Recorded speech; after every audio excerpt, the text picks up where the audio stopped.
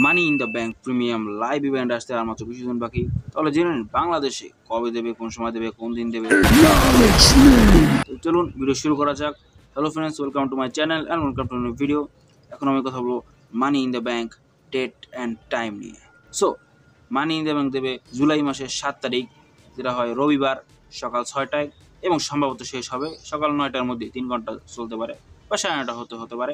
যারা সকালে ঘুম থেকে উঠতে পারবে না তাদের জন্য বলে দিচ্ছি রিপিট কোন সময় দেবে। রিপিট দেবে সকাল 10টায় এবং রাত 8টায়। এবং কোন চ্যানেলে দেবে সেটাও বলে দিই। Sony 10 English, Sony 3 Hindi, Sony 4 Tamil এবং তেলেগু।